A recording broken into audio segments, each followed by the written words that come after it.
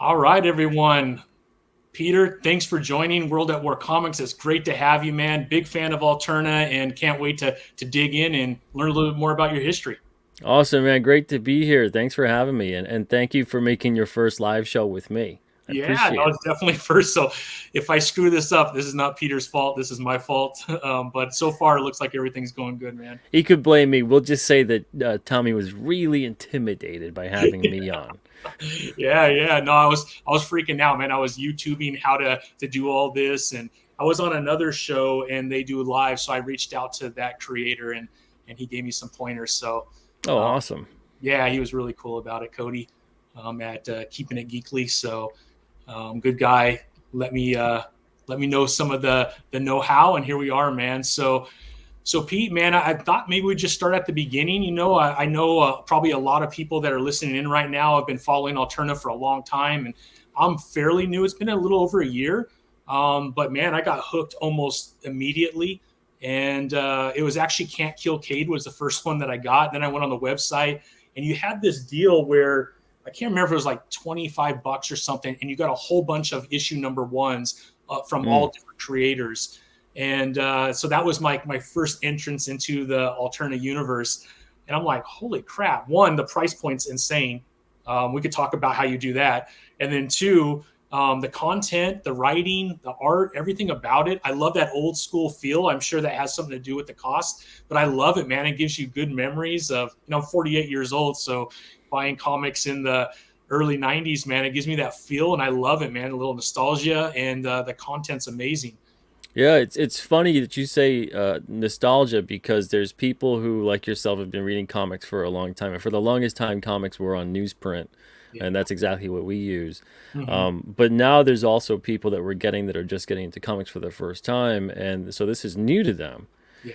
So this is new, and they're like, wow, what is this paper stock that only you guys seem to be using? It adds something to the comic. And so it's funny that both kinds of groups of people get something out of it. Yeah. It's just, to me, the newsprint adds something, and we didn't always put out single issues on newsprint. For the longest time, we've been around for 17 years. This is our 17th year. Next year, we're legal. So we started off with print on demand, very small. Yeah. I didn't, and I've said this interview a million times in terms of the origin of Alterna. So if there's, I start to feel like the Joker from Dark Knight, where maybe I should just I'm mix it sorry to up, put you through that, and Pete. it's okay. One of these days, like 20, 30, 40 years from now, I'm just gonna start making things up just to see if anybody calls me on it. Uh, but so we did start it off in a way, or I should say, I started off with more or less just wanting to get my own books out there. I Yeah. was like 20 or 21, I forget at this point.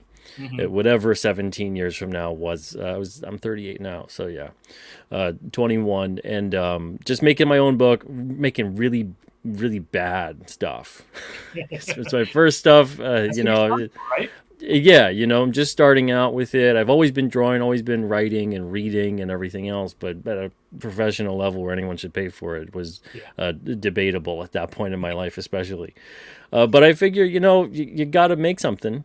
Yeah. If you're never going to make it anything, how are you going to know? Right. So I learned a lot from those first, like, maybe year or so of just making my own stuff, and I learned as much as I could about comics in general. Did a lot of free work, which some people frown upon, but I say don't do it for exposure or anything like that. First of all, you'd never want exposure for your early stuff, really, right? It's Yeah. not really that great. Work for free for experience, Yeah. and then you build up your portfolio and your skill set, and then you can start actually demanding money. Yeah. Because you have the skills to back it up and the experience. But so I did that for a little bit, and I started getting submissions coming in, and I felt like, all right, I guess what could it hurt to take on a book or two or three? I let people know I'm very new to this, so this is just going to kind of be like us working together to try and get our comics out there. No distribution, anything like that yet. By 2008, we did have distribution. We had distribution at Diamond and a book publisher, a book distributor at that point for the book market. Mm-hmm. And for only like, I'd say 10 or 11 years, we just put out primarily graphic novels. Single issues, we started doing that in 2017. Uh, Oh, wow.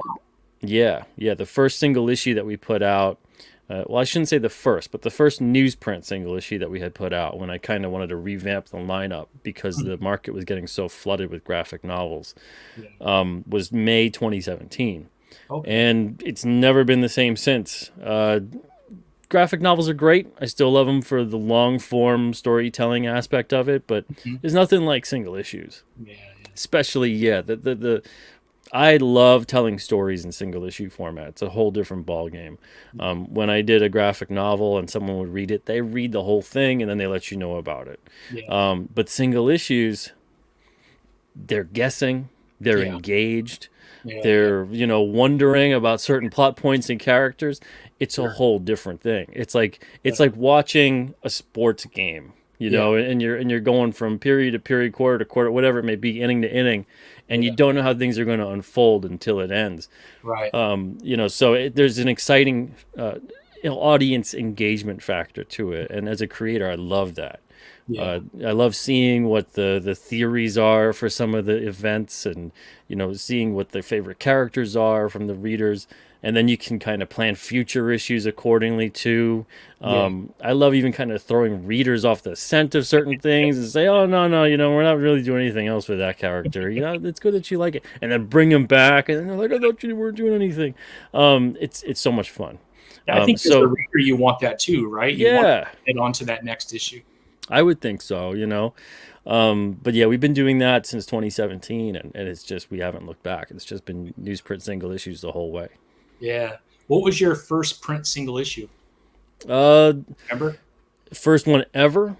Yeah, in 2017 when you went from Oh, in graphic novel 2017. to print. So we came out on the scene in May 2017 with Adam Reck #1, Croak #1, Amazing Age #1, and Lilith Dark #1. We were really coming in hot and heavy for the Free Comic Book Day crowd. Gotcha.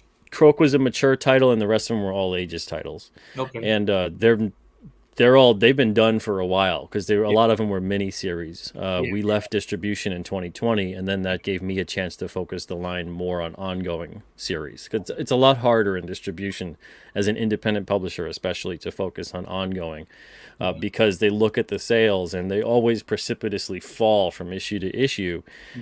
If you have, like, Blood Realm, for instance, was a pretty popular series. Yeah. And it was.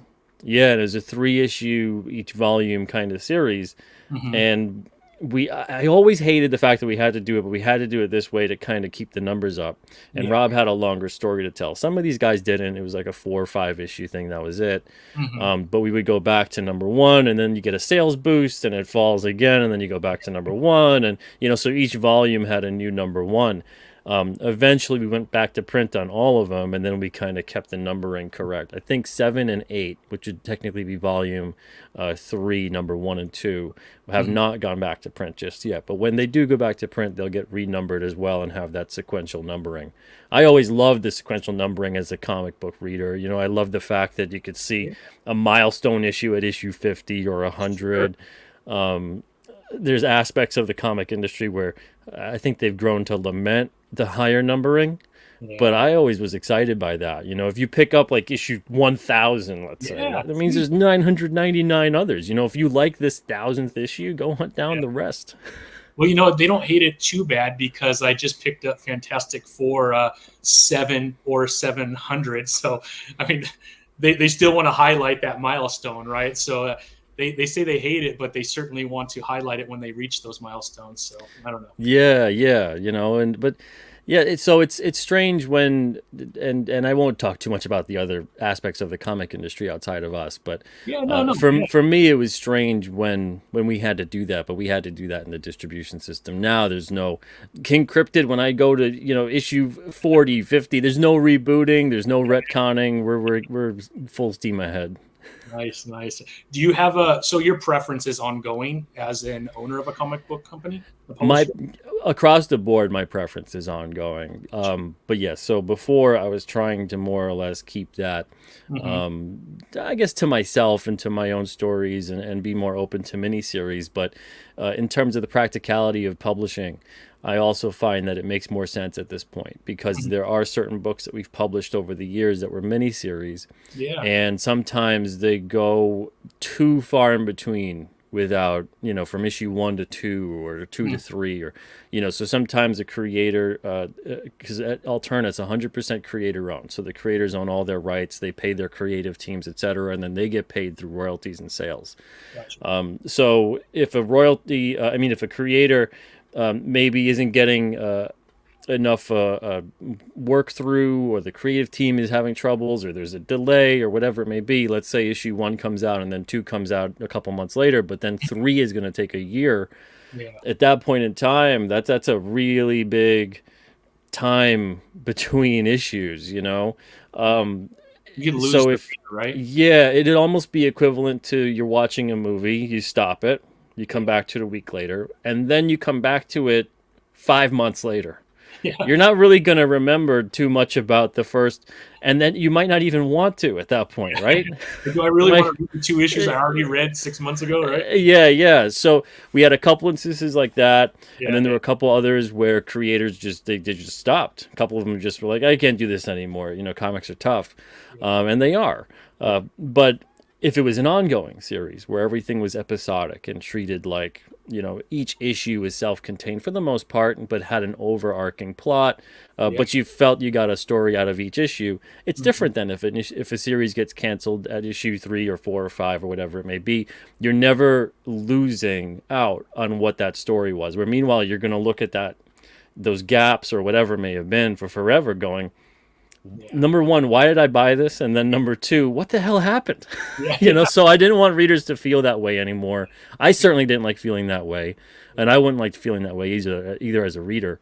So now moving forward, it's ongoing series, and we're really focusing on the titles we have right now, which is Blood Realm, Wolf and Batsy, Unit 44, Red Koi. It came out on a Wednesday as a great anthology horror sci-fi fantasy series. That's on issue 20 at this point. And King Cryptid, of course. Yeah. And then Tinseltown. Oh, Horace H. Hoover as well. Sorry about that. Oh, yeah. And then what about Tinseltown? Is that Tinseltown is it's still here, but it's like in hiatus between miniseries. Gotcha. And the only reason that I'm gonna let Dave continue with that is because he's always been so good about it. He's not someone I really have to worry about. He's had 2 previous other miniseries at Alterna. So if he does want to have a third here, he's more than welcome to bring it back. Yeah. He's a great guy. He's been on the show, and I really enjoyed him too. And he just had a successful indie too. Indiegogo. Yeah. He just had his Kickstarter. Was for Tinseltown. Yeah, he went out to Kickstarter. I think he's going to eventually do an Indiegogo as well for it. But his Kickstarter, and this is another interesting aspect at Alterna that's different from other publishers too. We are 100% creator owned. So much so that if Alterna doesn't publish a certain type of book in a format, the creators are encouraged to do so if they want. So we don't publish graphic novels anymore, which is ironic because that's all we published really for 10 to 11 years. Now we just do the single issues and then Alterna Giants sometime if it's a larger amount that we could put together. That's under 100 pages or so. Gotcha. It's under 100 pages because quite honestly, physically, that's all they could really do. That's the staple can't go through more than that. Dave's book is longer than 100 pages. So I said, Dave, it makes more sense if you just kind of put out a premium graphic novel version yourself. We did the first volume, but now things have changed since then. So I encouraged him to do that Kickstarter, and he went for it, and he's going to put it out. Yeah, there's the first that's one. The one I think right here, Alterna, Yep. So I did talk to him. He said the second one he was doing on his own, but Alterna did do the first one. Yeah. So that's awesome, man. And I'm helping him. I'm putting the book together for him and everything. So I'm working for him now in terms of that aspect. Nice. But I'm happy to do that with the creators. And the same thing goes for everybody else. I know one day when Rob Geronimo has the 50 issues or something he wants to tell, if he ever wants to put an omnibus or several omnibuses together, that would be a thing that he can do and an endeavor that he can pursue and keep whatever he were to make from that. That's, I think, something that separates Alterna from a lot of other publishers as well. Yeah. I read somewhere that you no longer distribute through Diamond, correct? Yeah, that's correct. We left all of our distributors in 2020. Or was that an easy transition for you? It was a relatively easy transition, and Diamond kind of made it that way. And the reason I say that is because not like they helped us out. Yeah. But they put us into a position that I would have rather not been in. Yeah. And what I mean by that is in 2017, well, we had been with Diamond since 2008. So we were with them for 12 years. And in 2017, we were doing those newsprint issues. Now, what I was finding was that a lot of the time, when Diamond places an order, they order generally 10% more than whatever the order comes in for. Okay. Usually for any kind of damages, any kind of book that sells out right away, they can send stuff out to the retailer. I was finding a lot of our books, because of their price point, naturally, were selling through completely on the first day, and we would have hundreds of reorders immediately. So sometimes books would have 300 to 400 reorders immediately. And I'm seeing them in the system, and I'm thinking, oh, great, wonderful. They sold out, and we have a bunch here that I've overprinted, and we can ship them out, ASAP. Yeah. But the thing is, you can't do that. You have to wait till they send you an invoice. If you ship them, and you see them pile up, and let's say I go, okay, I'm going to be, really good about it, do my due diligence, and send them 300 copies. I see that they need it, right? Yeah. They go, oh, you know what? We're throwing those out. We're fining you $150. What? It happened to us once, and I never did it. I said, fine, I'm waiting from now on, right? Yeah. I was like, I see the orders there. When are you going to send us because they auto cancel after a month. Oh, wow. So I would see these orders pile up, and we would release 4 to 6 issues sometime. And sometimes that would happen across the board. We have like 1,000 reorders sitting there. I'm thinking, when are they going to send us the purchase order? It's the 3rd week now. They're going to auto cancel soon. And the retailers have been waiting for 3 weeks, which means that chances are a lot of the readers might have also been waiting or stopped waiting and maybe went even to eBay and bought a $1.50 book at the time and bought it on eBay for like 5 or 6. Great for the eBay seller, not so much for me or the retailer. Yeah, exactly. So I would contact the brand managers that we had, and a lot of the time I was able to force them to send us a purchase order. But as things went worse and worse over the course of 2018 or so, we would get these reorders. I couldn't do anything to force them to send us a reorder. Oh, wow. So as soon as it started happening and we experienced that, I said, let's just start selling direct. We opened up an Etsy store at the time, and we were selling through Etsy. Eventually, the Etsy store was so successful, I figured, let's just pocket whatever Etsy's taking from us and open up my own store and directly on the site, and we'll sell through theirs. And that's what we did. By the time 2020 rolled around, our sales that were coming in, we were making more money on the site than we were through Diamond. Oh, wow. That's awesome. So if Diamond had did their job 100%, we never would have opened our own store. Yeah. So I would have just still been shipping through with them. I wouldn't have felt really the need. Maybe, huh? Probably a blessing in disguise for all. Yeah. So it was a blessing in disguise. So in some ways, I do thank them for that. But yeah, that's why when it happened and we left, when the response to the pandemic had occurred and they were shutting down and they weren't going to pay people for 6 to 9 months and that kind of a thing, I said, we're already in a position where we sell direct anyway. Let's just start having pre-order crowdfunders and treat that as if we're soliciting through Diamond. And then this way we can still do that. We can sell direct, and then who knows, maybe it'll either still be the same or be better. So that's why it was easy for us to kind of transition right out of that, because we had already been selling direct for about 2 or 3 years at that point. Oh, okay. So no losses or anything like that. You were just easy transition, and it seems when I order, the shipping is extremely fast. So it's very easy transition, and it's a shame because at first we did manage to retain about 50 to 60 of the retailers that we had books through. Because that's the other thing too. You go through distribution, you're getting access to all the comic shops, but all the comic shops don't order from you. I'd say roughly 20 to 25% of the shops are actually placing orders. So even though we were probably selling through to about 300 stores tops at one point, we retained like 50 or 60, but then slowly they kind of just dropped off, which was unfortunate because I'd like to get the books into the stores, but at the same time, you can't force a retailer to order from you. And all that happens in the long run too is that the customers that would have went to the store, they ended up just ordering through us direct, or they order through the crowdfunders and things like that. But this way, literally that we're doing it, this way has enabled me to make my own series finally again. Because the Diamond system, you got to be in there every month. You got to put a lot of product out. You got to keep up with it. So it takes up a lot of time, and you're always, either on the phone or emailing retailers constantly every single month. So that takes up a lot of time as well. And you never really know if any of it's going to translate. It's a very cold process, and it could kind of feel demoralizing at times. But meanwhile, with the reader, when you're talking, you do a YouTube stream or send out a newsletter, or you're on social media interacting with the readers or talking about your stuff or whatever it may be, it's a way more celebratory kind of thing. Yeah. When you have a crowdfunder and you get to see it and celebrate with everybody that made it possible, and then get the books out there, you send the books to Diamond. It's great, it goes in the comic store, but unless the reader then seeks you out and gets in touch with you, there's never really that connection of, are these books going to someone?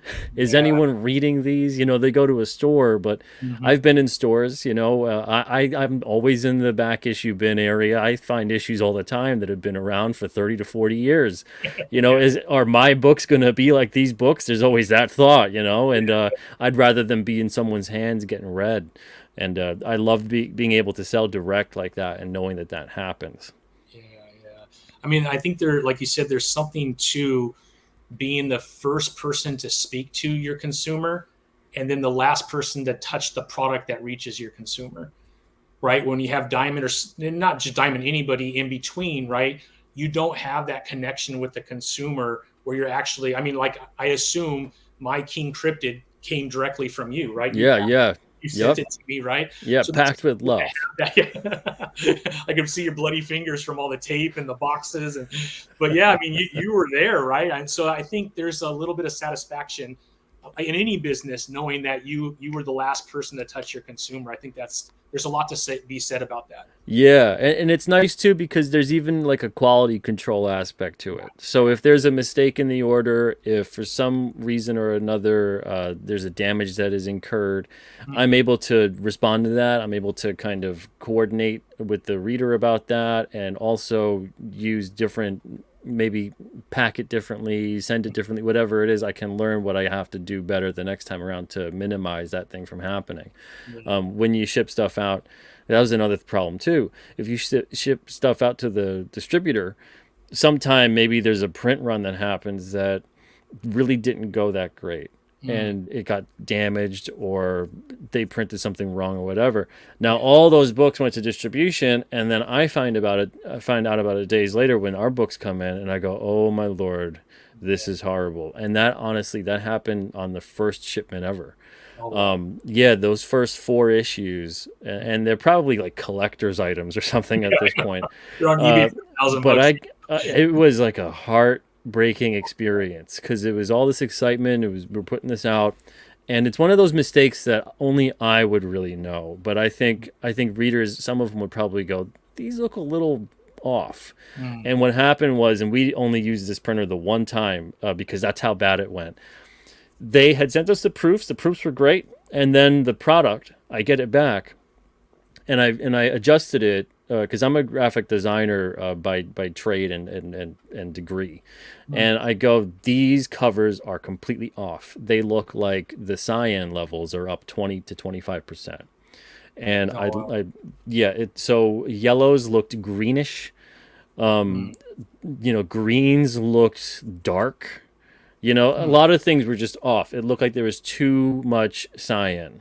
And I was telling them and showing them, I'm like, these do not match the proofs you sent us. And they're trying to tell me this and that and the other thing. And I'm like, no, they don't match at all. And they're like, oh, well, that can kind of happen with newsprint. I go, these are the covers. These are not, the newsprint actually printed fine. The covers, which are on glossy stock, printed horribly. And then I showed them, I said, this is what happens when I adjust the cover file with the cyan level and bump it up. It looks exactly like what I'm seeing here, and it shouldn't have happened over there. I was like, someone over there adjusted the file, or something happened during printing. And those were the first 4 to go to shops. It was just like a gut punch. Mortifying, Yeah, but if anybody has those that are out there, they're like the very, very first printings of Alterna. They're probably somewhat valuable at this point. We went back to print, I think, on those like 3 other times, because for newsstand at the time, we had newsstand distribution for a little while too, and the newsstand editions printed great. We used a different printer and sent them the same files, and they printed great. What a miracle! Almost as if it wasn't our fault, but it was the printer's fault. But yeah, it's there's always something. There's always something. Whether it's some craziness in comics or some craziness in printing or some craziness here or there. There's always some kind of fire to put out. Yeah, always, man. It's never smooth, right? And you got to be Never. like a hawk, right? Constantly looking at everything because I think it's normal that some mistakes do happen. And man, the minute you take your eye off the ball, right, that's usually when it happens. Absolutely, yeah. And in that scenario, we couldn't even say, destroy him or anything like that. Yeah, And if we did, we would have had to eat the loss on it. But it's stuff like that that if that were to happen and it goes to me, then none of that goes out to the readers. yeah, And I'm able to coordinate with the printer and hopefully get them to do a reprint and then send the good stuff out to the readers. And the same thing goes if we have some damages sometime. There's always a couple damages in every box, top and bottom. But at distribution, they ship all that out. So they'll ship out the damaged copies within every box. They don't care if it's all crumpled and what. They're just sending that out, And it gets to the retailer, and they're like, "What the heck is this?" yeah. You know, They I'm clear the fall, unlucky. Yeah, and then they think exactly. All that. It's madness. But all that madness, we don't have to deal with it. If anything, we actually sell the damaged copies now at a discount, so people can go to the site and get these damages. And sometimes they wonder what's even damaged about them. yeah, But I'm like, trust me, if you're someone who's looking for a mint copy, yeah, you understand the damage I'm talking about that's on the right, right. copies, however minimal. Sense when I'm going to purchase one, it does say like mint, near mint. I'm like, I'm wondering why that's even an offer. Now I get it. Now that makes Yeah, sense. yeah. We do reader copy, which is the book's intact. It's great, but it's got a couple of creases and it looks pretty beat up. And yeah, but those are great with our all ages books, especially if you've got kids. Yeah. They're gonna beat the crap out of them as soon as they get them anyway. Like when I was a kid, your comics are, Oh yeah. you read through them like Basically crazy. roll them up and just put them in Yeah, my pocket. Man. exactly. My bike. I've got comics of Spider-Man where Spider-Man's eyes are colored in, Yeah, just for some reason I thought blue pen, right yeah, on all yeah, the eyes. That made sense. yeah, yeah. No, as far as you yourself as a writer, creator, artist, because you're all three, right? I think on the chair, which was one of your first, if I'm not mistaken, you did the art as well, right? No, no, another artist had done that, and Oh, sorry, I thought you did too. Yeah. yeah, I did everything on that, but with the art, I had wanted the artist to do a loose, sketchy pencil thing. And Yeah. and the That's reason great. I'm gonna refrain, I would normally always give credit by name to the artist, but the artist over the years has decided that I should not give him credit ever. He doesn't want to be associated with it and whatever else. Yeah. People are weird. Yeah. Yeah. So I'm not trying to rob him of his credit. I would love to say his name, but Yeah. Yeah. No yeah. problem. No problem. So he did the art on that, and I wanted like this loose, sketchy pencil style, and I was going to kind of add digital inks over it that mimicked like a charcoal effect. So this was back in the day, like 2006, 2007, and I'm doing it with like a mouse and stuff and Yeah. coloring it all with a mouse. But King yeah, Cryptid. that was. Yeah, there you go. Yeah, I Yeah. kind of put out like a remastered, Yeah. re-edited, and re-lettered version with those single issues. That was in So this must be one 2017. of those, right? Because this came in that pack of number ones that I got. Yup. Yeah, yeah. So that's different in some ways from the very first time it was ever printed, and then a couple of the graphic novel editions as well. But that's the last edition, and that's kind of like, I guess, a creator cut, you could Yeah. say. Uh, Okay. but yeah, yeah, that those came out as a 4 issue mini, which again is funny because that book really just primarily came out as a graphic novel, Mm. and again, people were reading that the whole thing, and then they would let me know what they thought. Yeah. But when that came out in single issue format, roughly 10 years later, and people Yeah. thought it was a brand new book too, they would be sending me emails and messages and guessing about the plot and what's happening, and I was like, wow, this is a very different experience than when it first came out. So it Yeah. was great. You had quite a bit of success from what I read on the internet concerning the chair, right? Yeah, yeah. So it got turned into a film. It got adapted into film with Yeah. Roddy Piper, Which is and crazy, man. I read that. yeah, Oh man, I gotta go. I gotta find it now and watch it. yeah, yeah. I believe it's a couple different places. The last time I checked, it was on Tubi. Okay, We also sell it as a DVD Blu-ray combo on the site. But nice. it was a lot of fun casting the film. Mm. And there was a couple people that were going to be in Roddy's position. At one point in time, we had Eric Roberts, and he was going to be in it. But Eric Roberts works on everything, and he Yeah. just signs, because what is, you got to get letters of intent. So you have these LOIs, and the actor agrees that they like the script, and they agree to be in the film. So you can tentatively announce them in it. Mm. But it's not a contract or anything like that. So what happens is between that point to the projected production date, if Hmm. something were to happen and they get something that is guaranteed work in a contract or whatever, they could sign out of it and then we part ways. So that kind of happened with Eric Roberts, where he signs on to so many projects that he was busy at that point. So we had to scramble and get somebody else. And it was really funny because I've loved Roddy for forever. One of my favorite wrestlers of all time. Loved him in They Live. And They Live was on one day, and me and my wife were basically watching it and going, why don't we see if Roddy Piper could do it? He'd do a good job as that Yeah. part.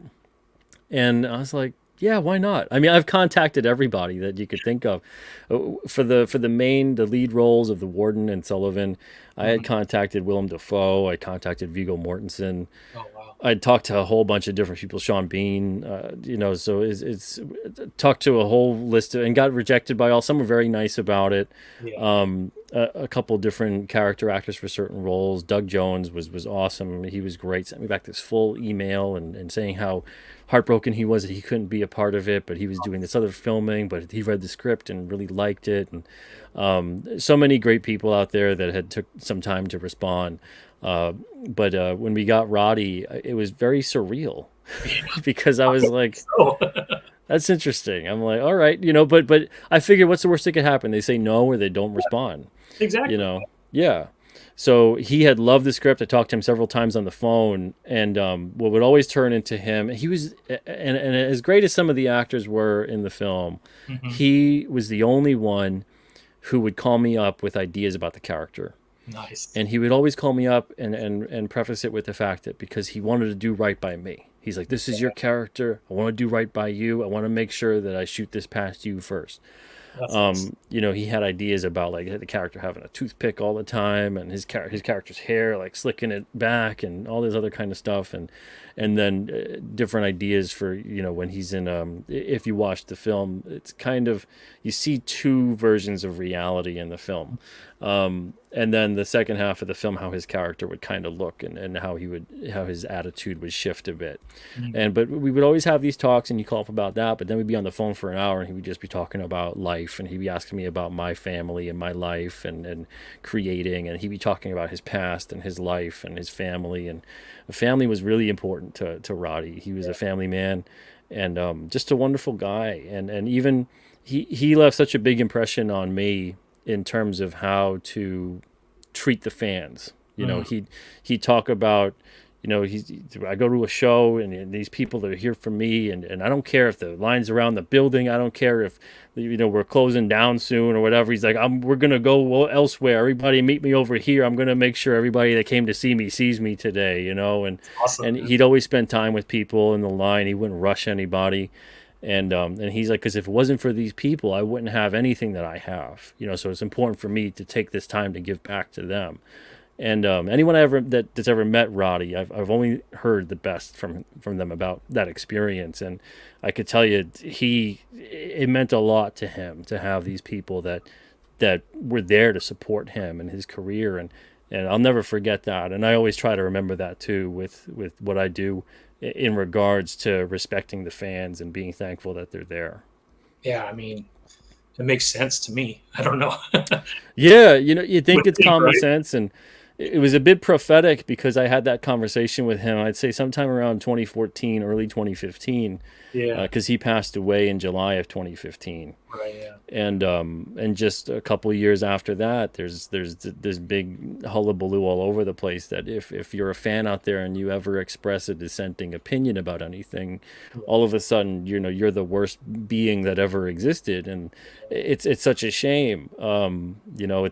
It's unfortunate, It but is. but I'm glad that I got the ability to get to know Roddy and become fast friends with him, and it was unfortunate because he was in my neck of the woods a couple months before he had passed. I believe April. He was at a show, and he's like, "Hey, I'm gonna be by you in April. You think you could come by and be at the show?" And I'm like, "Oh man, I'm so busy right now with everything." And I'm like, "When's the next time you think you'll be here?" And he's like, "Oh, probably in the fall or something like that." And I'm like, "Yeah, let's connect around then." And he's like, "Okay, yeah, you got it, man. Love you, brother." Right? And I had that text message, and then he passed away in July, and I was just crushed. Yeah. You're such a good dude, and whatever happens with that movie, like that was worth it to get to know one of my childhood heroes. For sure.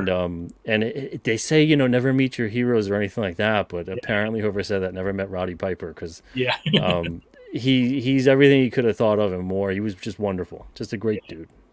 Nah, I mean, I always said never got a chance to meet him, but certainly growing up watching the old WWF, and man, I mean, I think he was a fan favorite. And I actually listened to an interview from Ronda Rousey and how she went to him and asked if it was okay if she utilized, some of the things that he did in wrestling when she came in, because she's also known as Rowdy Ronda, right?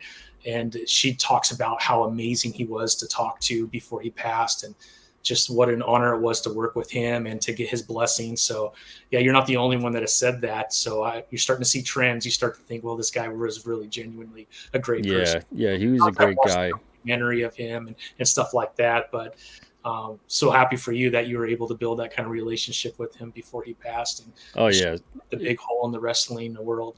it was great, and it was just awesome to be able to become even the level of friendship that we had. And I regret never being able to meet him or anything like that, but we had a bunch of phone calls and texts and whatnot, and it was always great. And like I said, a lot of it, he starts off with it being business, and then it always turned into just talking about whatever with Roddy. It was always awesome. That's so cool, man. Oh man, that is awesome. So, as far as Alterna now, I mean, Pete, what do you think the future is for Alterna? What do you think's next? I mean, I feel like you've created a lot of success. You got a lot of really good things going. You have some amazing brands right now, like you said, Red Koi, Unit 44, which is hilarious. Go on and on, man. There's a lot of really good stuff. What else is going on? I mean, honestly, at this point in time, Mm-hmm. well, we've shut down submissions, and the reason I've done that is a couple years back I thought I would have to do it, and the reason why is because of the fact that I saw that more and more people entering comics were Yeah. like me. Yeah. They were entrepreneurial. They were people who didn't need a publisher. I'm Yeah. the last person that's going to say you need a publisher to make your comic. Sure. Sure. Could a good publisher help you out? Sure. Are there a lot of bad publishers in the business, even at the indie level? Yes. But if you're someone who you're willing to put in the time, the effort, the work, the passion is there, the drive is there, your skill set is there, you're willing to build that up, there's no reason you can't do exactly what I'm doing or more. Mm-hmm. Many people have, which is wonderful to see. But I figured that that's what was going to start happening because that's kind of the way the industry was going. Mm-hmm. Overall, there's been a reduction of middlemen across the board. The For same sure. way that we reduced our usage of middlemen, Yeah. I was predicting that's the way things are going to go for a lot of people too.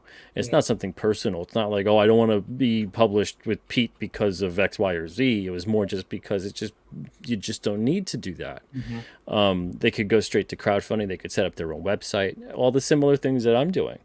Yep. So I figured, well, that's great for them, but it doesn't help me out necessarily. So what could I do? So I figured I'm gonna have to probably start making my own series again. So really get in that frame of mind. It's a whole different frame of mind than publishing. Yeah. And Yeah. then I'm gonna focus more on the books that we have, especially the ones that are gonna be ongoing. Mm-hmm. So that's kind of what we're doing is I'm focusing more on that. The only kind of submissions that are still open at Alterna would be for It Came Out on a Wednesday, which is an anthology. Okay. So just for short stories. Yeah. But series submissions, I've tried doing that. Last year was the first year I didn't accept any submissions. I found that there's all the really talented, skilled creators. Like I said, they're kind of carving their own path. They don't necessarily need to submit to a publisher like me. Yeah. And all the others that are out there are really rushing to Yeah. get their comics made to the point that they're not taking the time to learn how to make comics for the most part. So they're at a stage where they're not ready yet for a publisher, and if anything, going through a publisher would just not only make the experience worse for them, I Yeah. think it'll also be a deterrent to them Sure. because they'd get exposed too quickly to the business side of things, which is very much you have to perform, and if you don't perform, that's it. Yeah. Yeah. So if your book isn't of quality, because I also don't want to turn people see the Alterna logo and they go, oh, they publish anything that comes to Yeah. them. Yeah. I can't trust it. But meanwhile, like you said, there's so much good stuff, Yeah. and the reason for that is because I've been very selective over the years. So if I find that the selection process isn't being generally great to a lot of the newcomers coming on board, Hmm. it's best for me to just say, you know what, we're going to just lean back a bit, focus on what we have. Yeah. And the other creators out there are either going to do their own thing or they're going to learn as much as they can. They're going to do what they got to do. Yeah. But right now we're just going to focus on the lineup that we have. And I want to focus on getting more King Cryptid issues out as well. That series is very important to me. Yeah. Getting in that creative mindset all over again. Like I said, it's a different thing than publishing, Yeah. and I've got so many stories for King Cryptid. So I'm gonna do, reader willing, I'm gonna make this series for the rest of my life. I have that Yeah. many stories to tell. So if we're Nice. putting out 5 or so issues every year, Hmm. we'll see how it goes, because maybe they'll hit a point where I'm putting out 8 to 10 issues a year, Yeah. and do 2 campaigns a year and get things really full steam ahead. But yeah, I'm mostly just focusing on the issues and the titles we already have, and my own series, of course. Is there like a number of titles that you think is a sweet spot for Alterna, or not necessarily? I think we're at a good place right now. I think we've got about, if I have to guess off the top of my head, I think we got about 7. Okay. Yeah. Seven's a good number. Hmm. I like the number 7. I Yeah. was It's born good. in July, so Yeah. seven's good. Um, but other than that, I mean, to me, it's whatever works for what the publisher can do. I think at one point in time we were publishing about 15 to 18 titles at the same time, and not every month, but Yeah. they would alternate here and there, and some would be on a quarterly, some would be bi-monthly, some would be just whatever for 3 or 4 issues, and that would be that. Yeah. But for us, I think being kind of sleek and more able to focus on what we've got is a Hmm. better path moving forward than some publishers in the industry. You really do get the sense that they don't publish everything that comes through to them, but they publish anything that looks decent enough, Yeah. Yeah. and I can't get behind that. Yeah. I have to make sure that I actually care about and like the Yeah. Yeah. stories that I'm publishing, not just the aspect of, I guess someone will like it, right? Yeah. It feels disingenuous to say, yeah, you should go buy this, when it's like, do I turn around and go, well, yeah, I wouldn't buy it, but you should go buy it. you know so anything that we publish at Alterna, I've always made sure to go, would I buy this? And I say, yes, I would, and that's a deciding factor. And then I go, okay, well, then this is what determines whether or not I would publish it. Mhm. Sometimes though, there's things that have come through that I would buy it, but at the end of the day, I don't think that I necessarily am the best person to put this book out. I think if it went to a different publisher that maybe could help it out in a certain way, I think they'd be better off there. And I would communicate that to the creator. Uh, Mhm. but yeah, the way we're at Alterna right now, I think is great. And if we unfortunately have to cut any of the titles, I mean, it happens. It is what it is. But I love all the ones here. I don't want to see any of them go. So hopefully we manage to publish all of them for as long as they want to continue to make issues, of course. Yeah, that's awesome. And then, as far as how often one of your creators needs to produce, you said quarterly. Is that for most, like for Unit 44 Koi? It seems like they're coming out either twice a year or 4 times a year. Does that sound right, or am I wrong? Yeah, that's about right. Okay. Yeah, right now we're scaling back to 3 alternate campaigns a year, and then the Okay. King Cryptid campaign. Hmm. I'll see how that plays out this year, because every single year is a learning experience, Yeah. and then make any adjustments for next year. If this works out, great, we'll do it the same way next year. If not, we'll kind of retool things for that.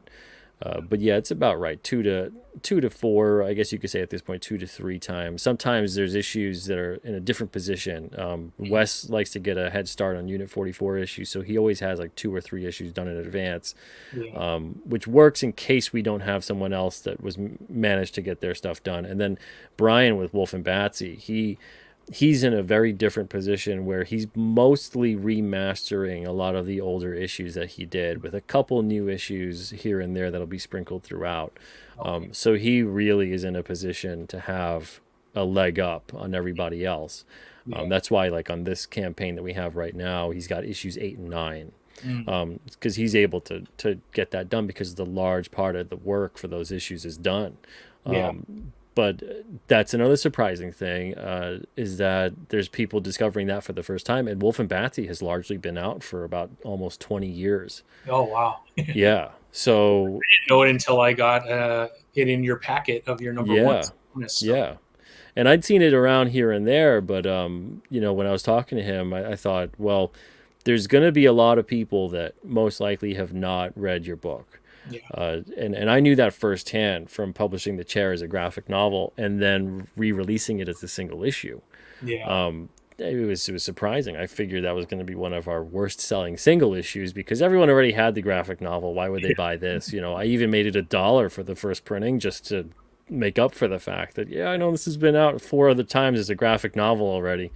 But people were still picking it up and discovering it for the very first time. So I said, if that's going to happen for mine, it's going to happen for yours. And sure enough, it did. And it became a fast favorite here at Alterna among a lot of the readers. Yeah. That's awesome, man. What a rewarding feeling, too. Oh, yeah. I think it is a different reader, right? Like I have some graphic novels for sure, but I mostly have floppies. That's what I enjoy. I love holding it in my hand. I love being able to read it in like 20 minutes or so, 15 minutes, depending on how many pages.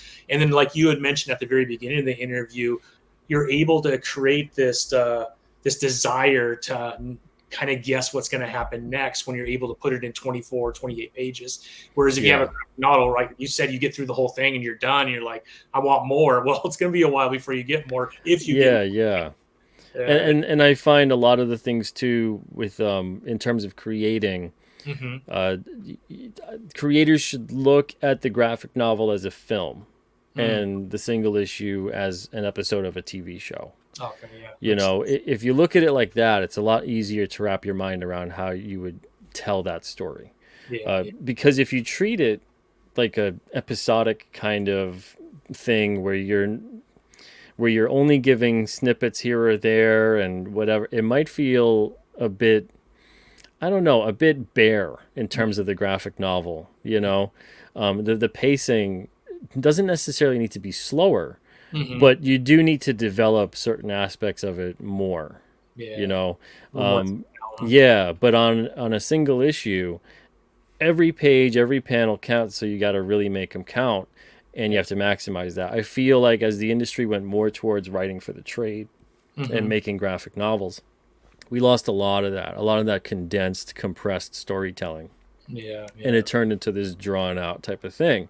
And what happened was then eventually it wasn't like each issue in like some 6 to 12 issue miniseries or something was really jam packed with awesome stuff. If it was more like, no, let's take something that I was telling in like 2 issues and let's really stretch that out.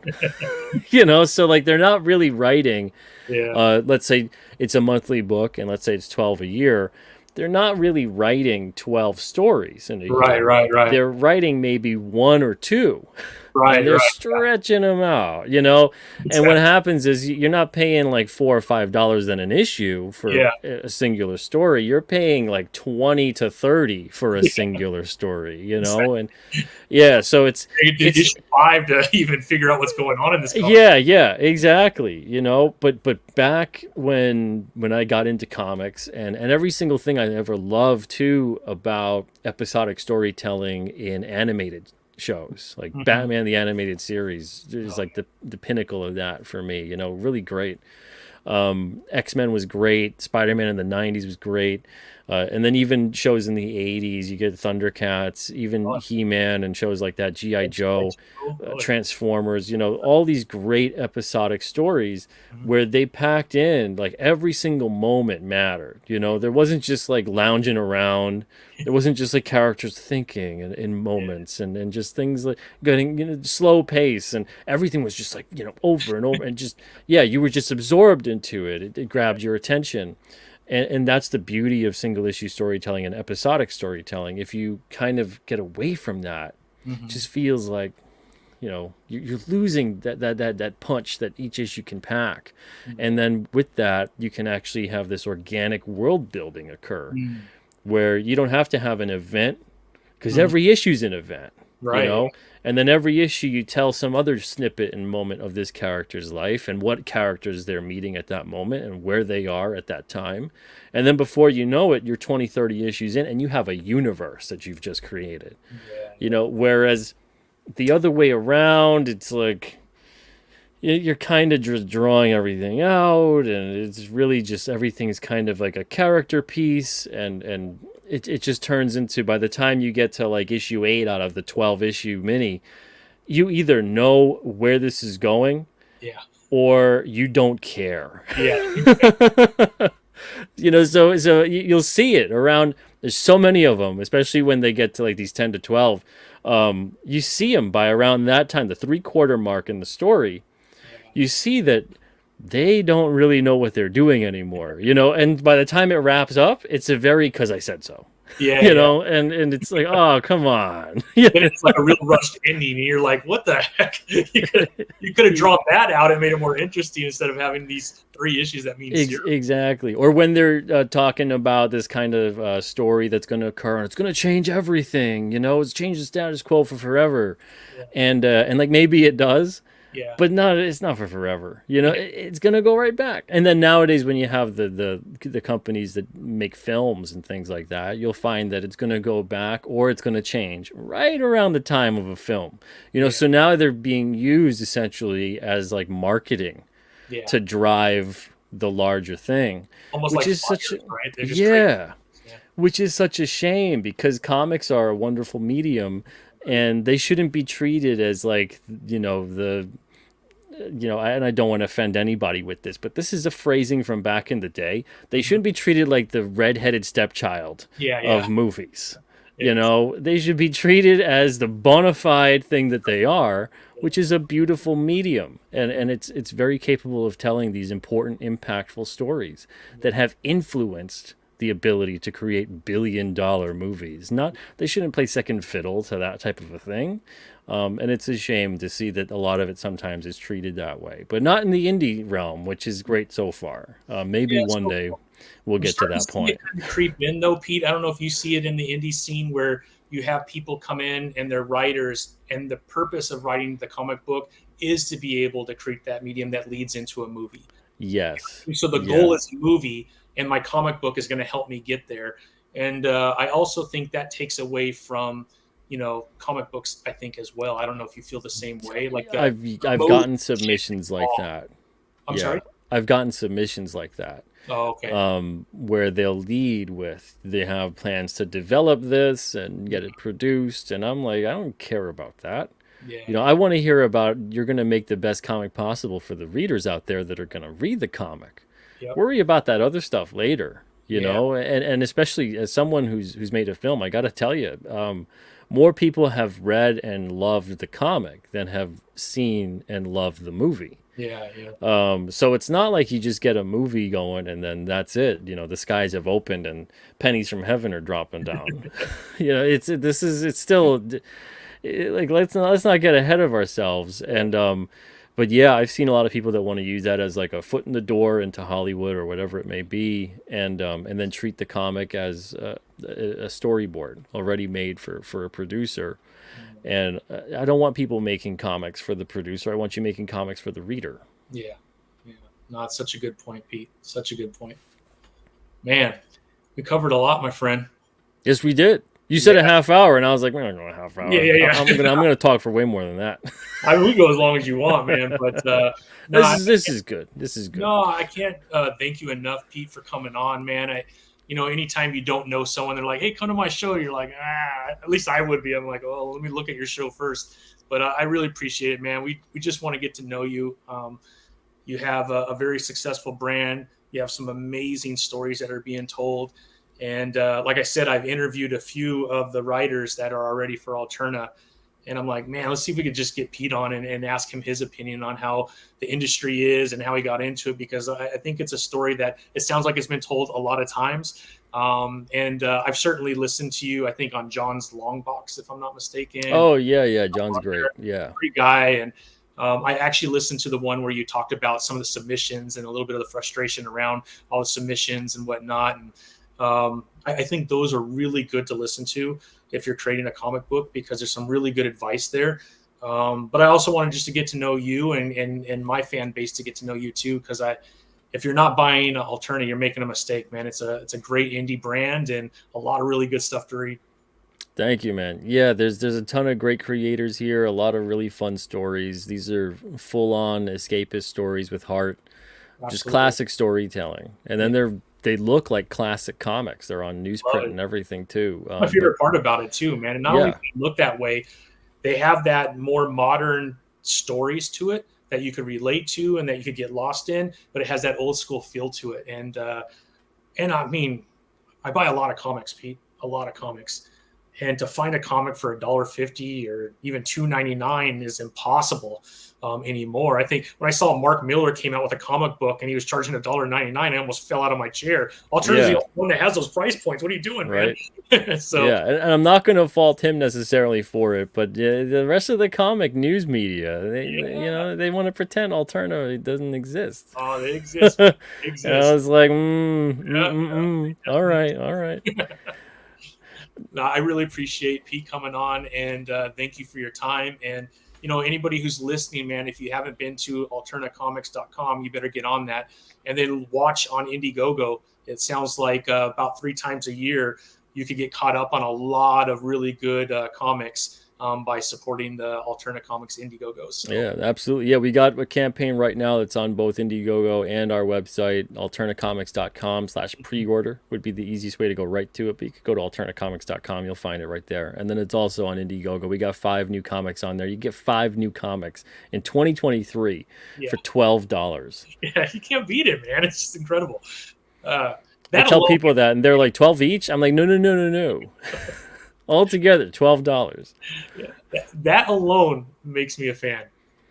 And then to know it's great quality too on top of it, I mean, it's just incredible, bro. Oh yeah. And like I said, these stories, it's the equivalent of getting in on the ground floor of when Stan and Jack or Stan and Steve were starting out telling their stories. The little indie company that could over there at Marvel in the 60s. Yeah. It's like getting on the ground floor of that, because you're getting it directly from the creator. No matter what creator you love nowadays, I'd say about 90 to 95% of them were not the people who created those characters. Yeah. So you're really supporting the cover band, and they're playing a good cover sometimes, and sometimes the cover is not so good. But that's what you're really kind of supporting when you're supporting the mainstream corporate comics. But when you're getting on the ground floor at anything at Alterna or any of the indies out there being made by these creators that have come up and envisioned these characters, you're supporting the people directly who have had a big part, if not the part, in creating these things. And that's kind of cool. It is. And I'll be honest, a lot of these creators that I've reached out to are just down to earth, and they're really good people. And they, like you said, they have an amazing story to be told. And they're accessible, man. It's awesome, man. I love it. I love the medium. Indie is where it's at, I think, right now. Obviously, you see behind me, I love the big 2 too. And I probably always will, but I think indie is where it's currently at right now, because those stories can be told, and you don't have 90 years or 80 years of canon that you have to kind of hold to. And that's how we get a King Cryptid or a Red Koi or a Unit 44. You don't get those if you're in the big 2, because where do you fit it? Yeah. If you look at comics, every 30 years, some kind of creative explosion occurs. Yeah. So 30 years ago, we had Image. 30 years before that, you had the 60s with Stan and Jack and Marvel. 30 years before that, you have Superman and Batman coming on the scene. So we're in that again. We're in that cycle of a creative explosion, this new generation of creators across the board. And who's to say 30, 60 years from now or whatever, we don't see a cameo from Peter Simeti in a King Cryptid movie or whatever it may be. So it's one of those things of you just never know. And not to say that I'm pushing for a movie. I'm absolutely not. I've done movies. Been I'm, there, done I'm that. all set. I'm all set. Comics is it for me. Yeah. Uh, Animated series would be kind of cool, That but would be but really cool. yeah, but comics, that's where my heart is, and that's where my passion is. But that's what I'm talking about. Is all these great creators, all these great characters that are being made, and there's so much potential right now. So if there's anybody out there looking for something new, something exciting, uh, don't waste your time on the mainstream, because that's fleeting. Even Yeah. when they create something that seems like it's new, Mhm. it's very fleeting, because eventually they're going to go back to Old Faithful and come Yeah. back to that classic character that makes the money, and that's that. But if you're looking for something new and exciting and something that's right at the cutting edge, a lot of the time you're going to find that with indie comics across the board. Agree. Agree. Well, Pete, appreciate you coming on, my friend. Thank you for your time. And man, hope we could do this again sometime. Absolutely, man. It was great. Thank you so much. And you did an awesome job. Live show, everything. Hey, Daryl. Hey, Logan. What's up? Creators Outlet. You guys too. I Thank you know for when I saw watching the tonight. comments coming in, I'm like, oh God, thank you. It worked, man. I didn't screw this up. No, I appreciate it. I'll do some more lives because of you, Pete. I love it, man. Awesome. Yeah, it's awesome. It's fun. The more you do it, the more you get people in the chat that are engaging, and then they'll throw questions too, and Yeah. they get involved. It's wonderful. Yeah, agree with you. Agree with you. Awesome, Pete. Well, have a great one. Thanks everyone for joining. And until next time, you know, join us, man. World at War Comics and Alterna Comics, man. Thanks everyone. Thank you guys. Talk soon.